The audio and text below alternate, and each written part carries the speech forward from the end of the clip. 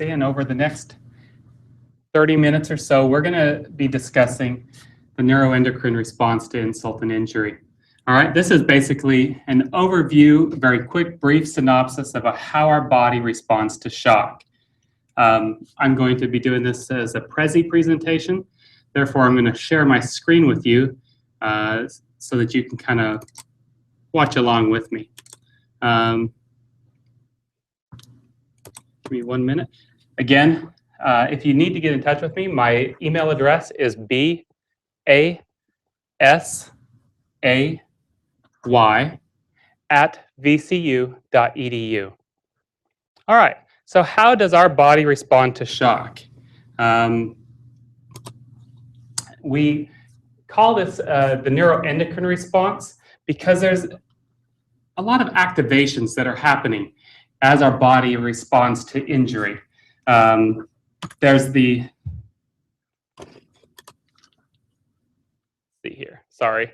there's the CNS activation, or what we also call the sympathetic nervous system activation.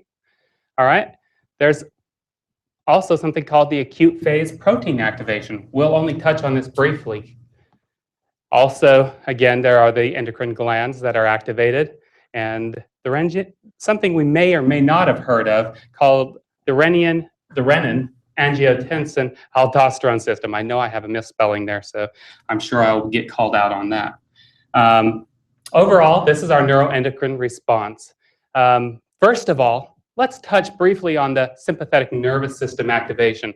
Again, remember, this is not supposed to turn you all into doctors or to have a complete understanding of your sympathetic nervous system response. However, just to kind of give you that broad, generalized overview.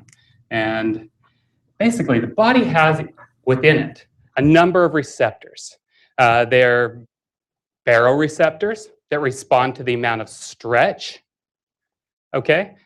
And those baroreceptors are located in the aorta and carotid arteries, okay? So they recognize when overall blood volume is low, right? There is also something else called a chemoreceptor in the body.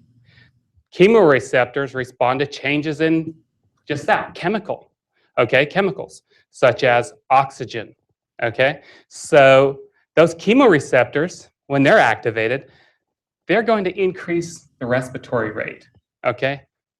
They will respond to, if they have a, drive that is driven by O2 levels, they're going to respond with that increased respiratory rate in relationship to the amount of oxygen that's in the body. Other times we have people who are, and most of us do, respond to the amount of CO2 in our blood system, in our bloodstream. So basically, it's any of those chemical responses that are activated or that trigger our body's response to do something else. In this case, it's to increase our respiratory rate.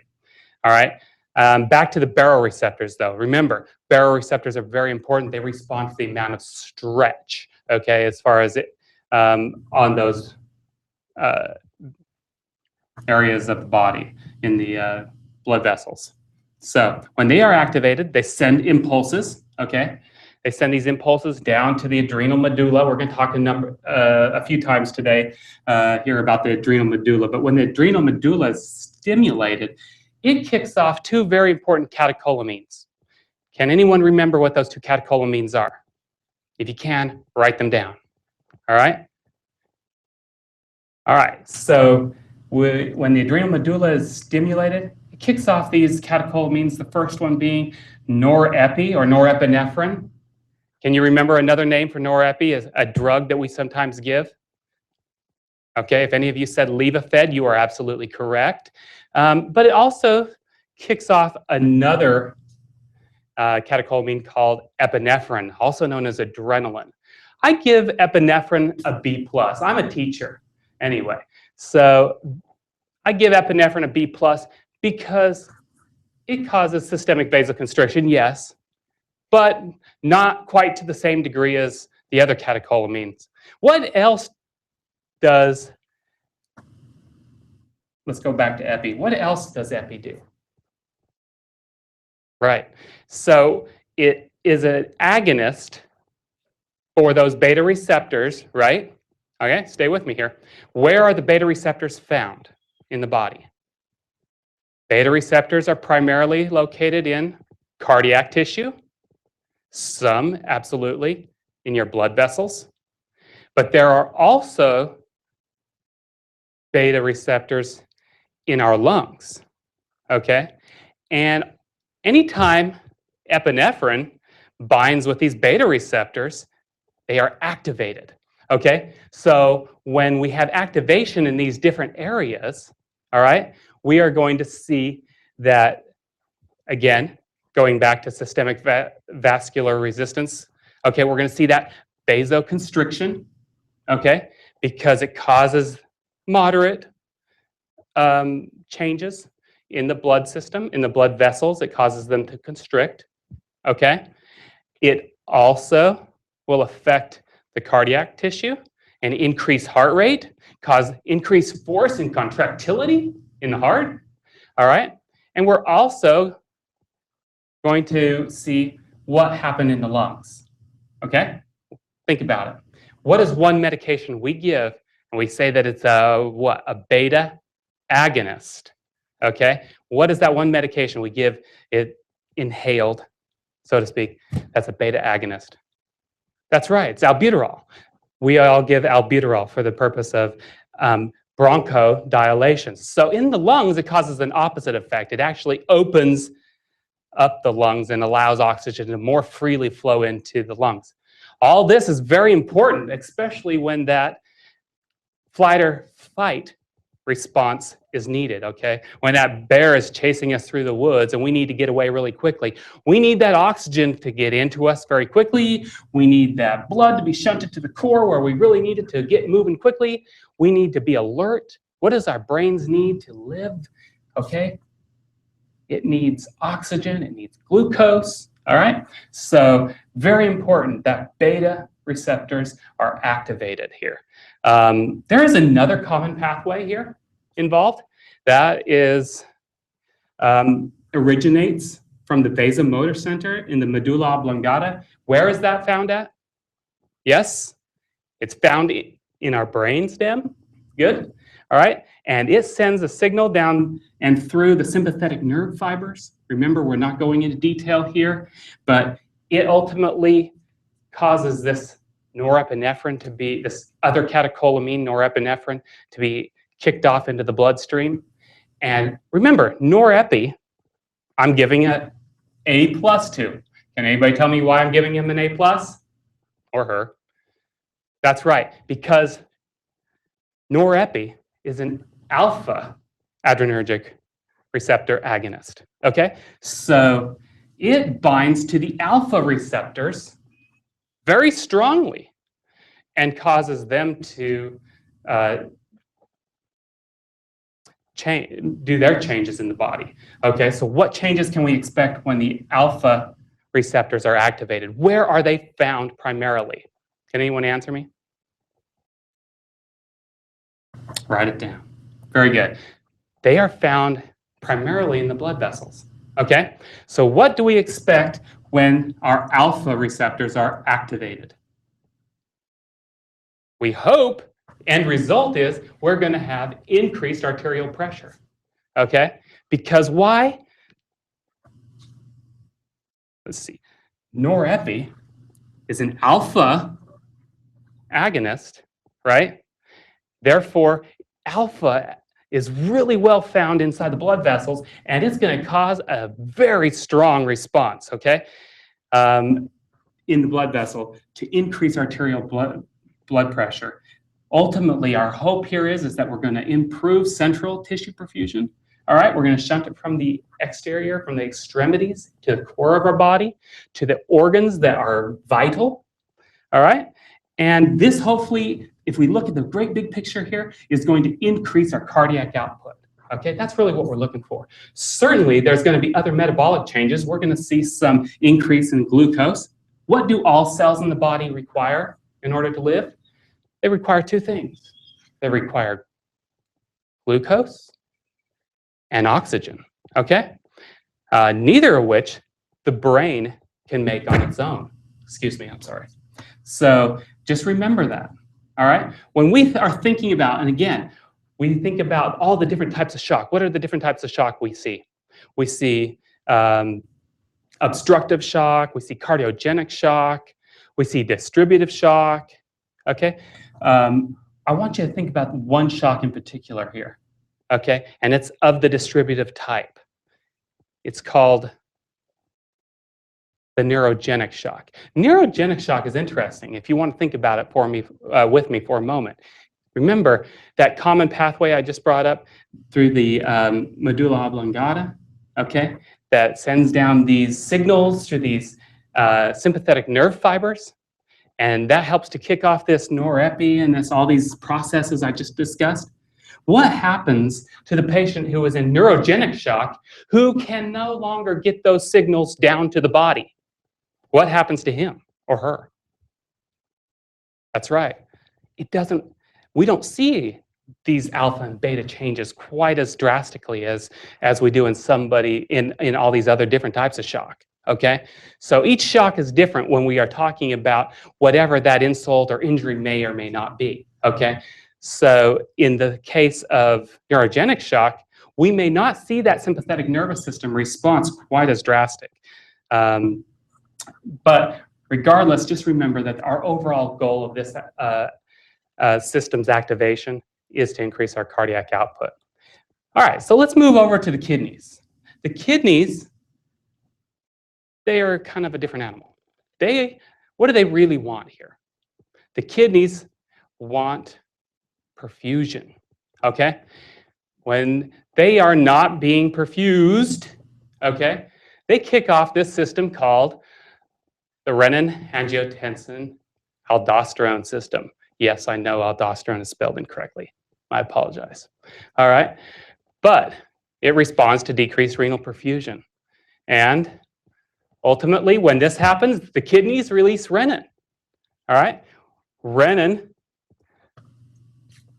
binds with angiotensinogen, okay, another protein found in the blood, and together, renin and angiotensinogen come together to create angiotensin 1, all right, another protein.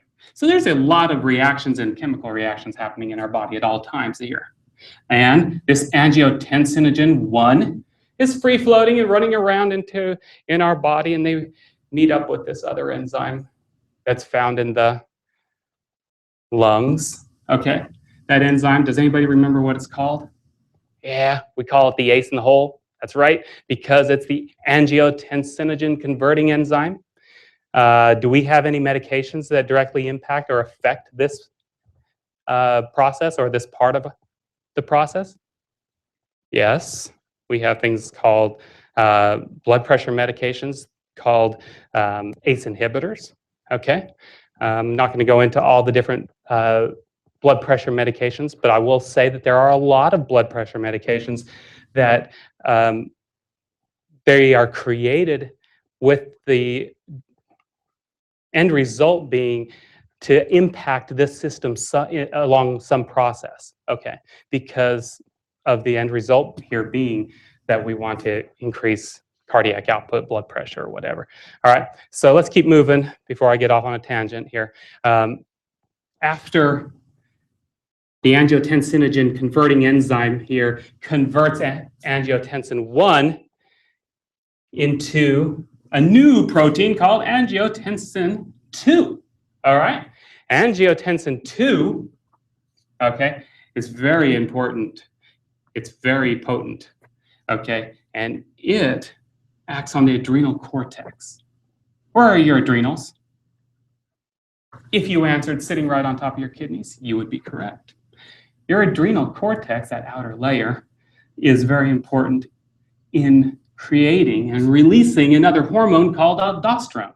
All right? When aldosterone is released, the kidneys conserve water, and the mechanism by which they conserve water is to hold on to sodium. All right?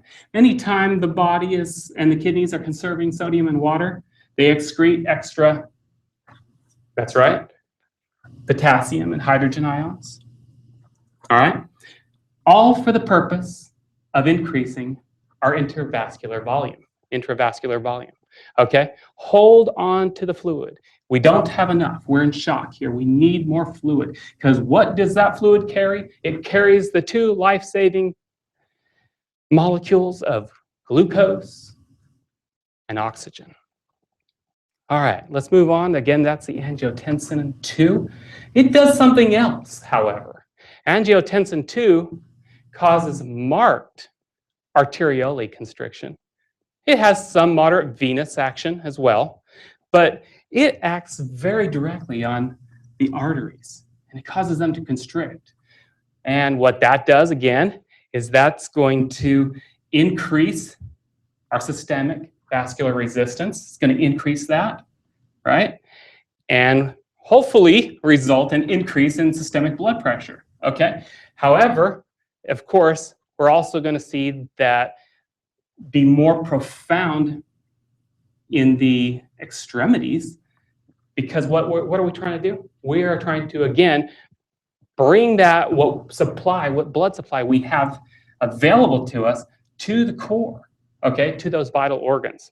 So we're going to see hopefully an increase in systemic blood pressure, but you may see that if this person is truly shocky, what are we going to feel in the radial pulses in the extremities? Yeah, so probably a weaker pulse.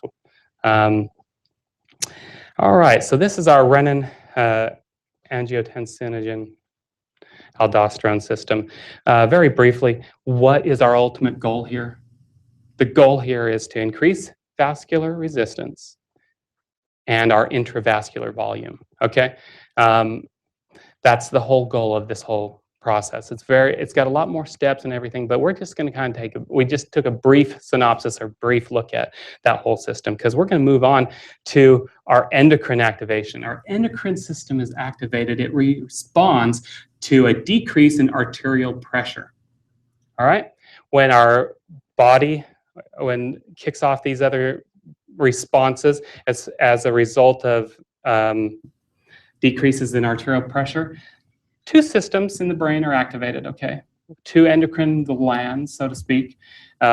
Remember, and the endocrine system creates and makes hormones. The posterior pituitary gland, all right, creates a hormone called antidiuretic hormone. However, the one less spoken of is the anterior pituitary. It creates a hormone called ACTH. How many of you know what ACTH stands for? All right. I'll bet you about half of you at least knew what ADH stood for, because we hear about it more often. However, we don't hear about this one. The anterior pituitary is neglected a little bit.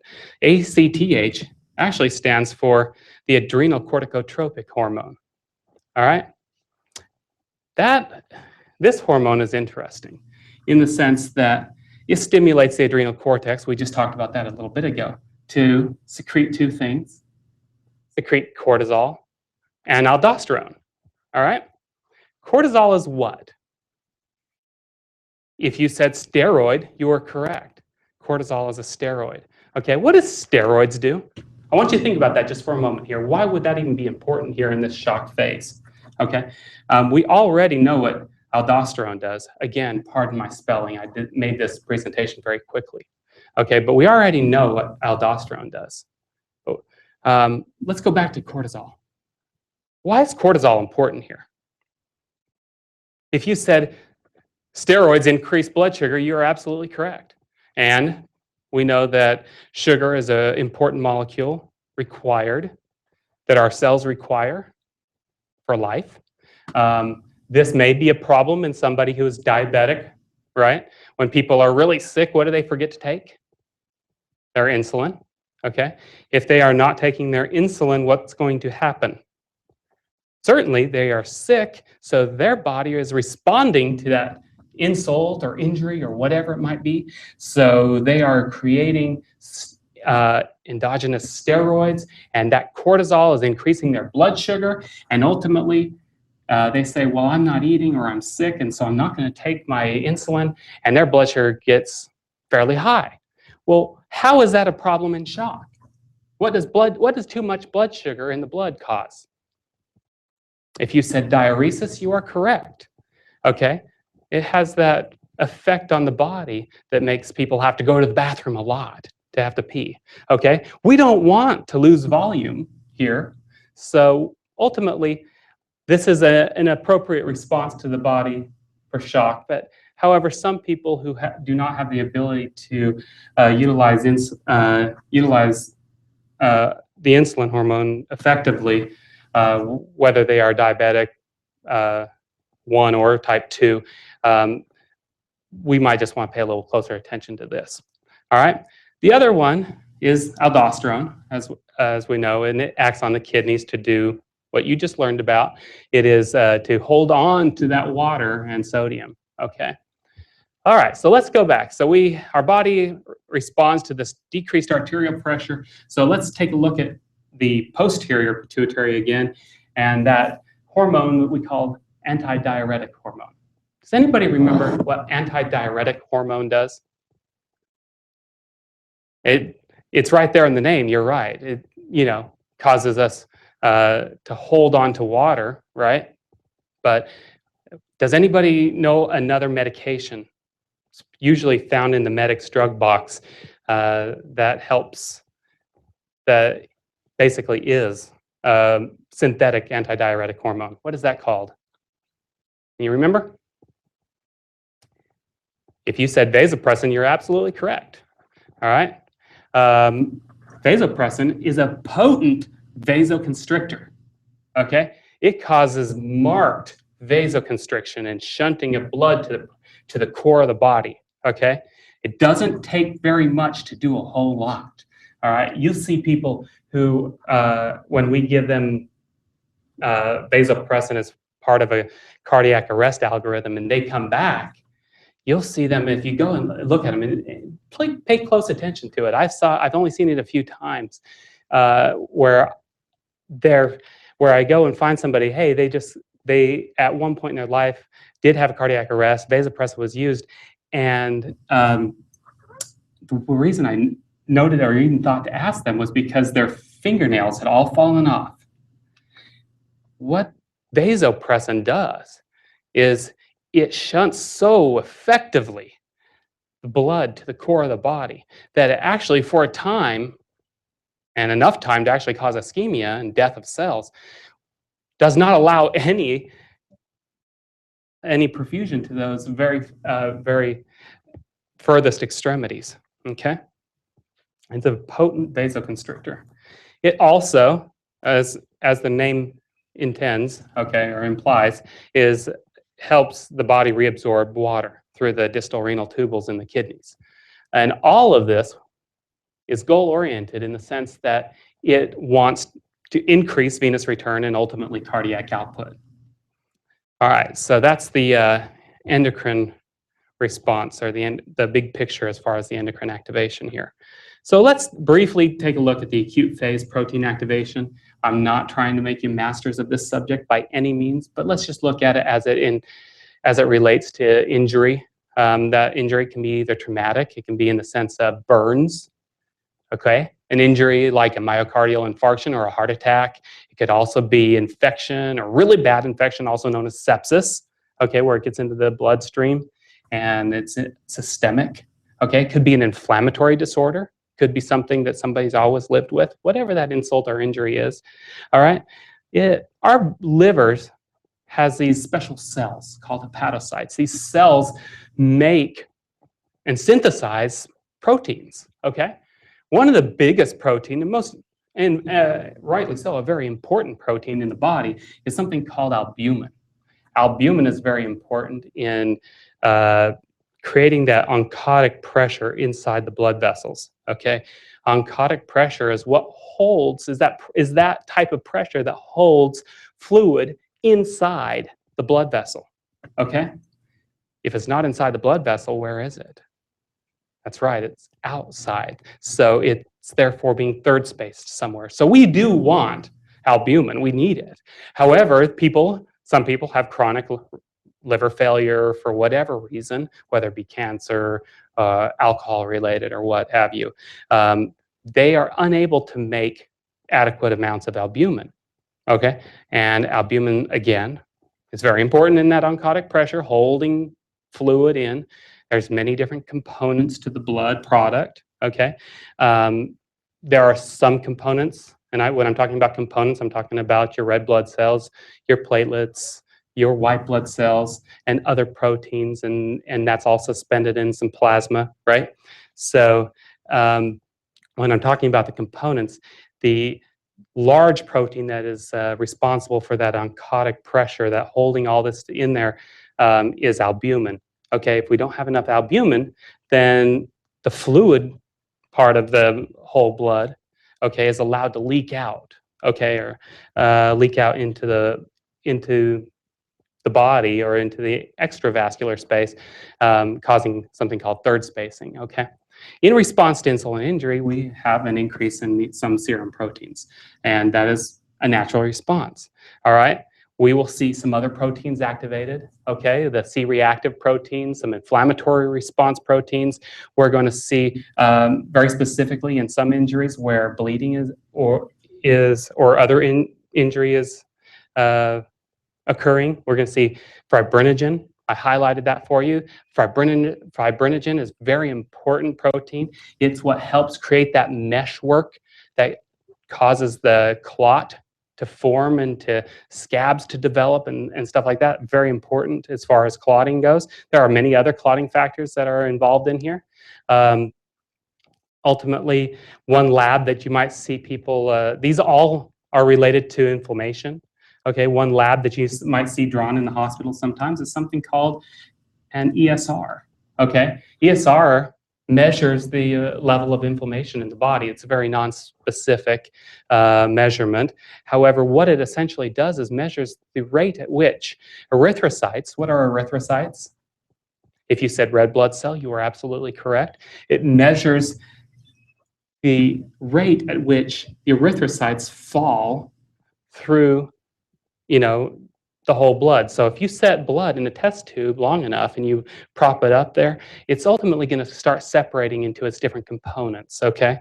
And what they're doing is they're measuring the time that it takes for that erythrocyte to completely fall to the bottom, so to speak, of the test tube, or to completely separate from the rest. And that is an important indicator of how many of these proteins are in the blood system, okay? So when we are having an inflammatory response of any kind, you're going to see that ESR rate go up, all right? And these respond, all these proteins are really in response to an injury, okay? And their purpose is to migrate to that site of that injury, okay? Whatever that injury might be. It might be trauma, it could be a burn, it could be anything, you know, I mean, whatever it is. And ultimately, this whole activation is hopefully to regulate this whole inflammation, coagulation, metabolic type activities that are going on in the body all at once, okay? There's lots of things that are happening here, and this is not the purpose of this presentation to talk about all of this. However, ultimately, in the case of trauma, you'll see, you know, and clotting factors, you're going to see that their goal-oriented purpose is really to conserve intravascular volume, okay? We don't want to let it out. We don't want to get it out. There are other processes at play here, but ultimately, the big picture here is that we help the body in such a way respond to whatever is causing this shock process. All right, so this is pretty much that big picture, that big neuroendocrine picture. Again, if you have any questions, you're welcome to give me a call or send me an email. I hope that this was beneficial to you. I know it was to me, so I appreciate your time.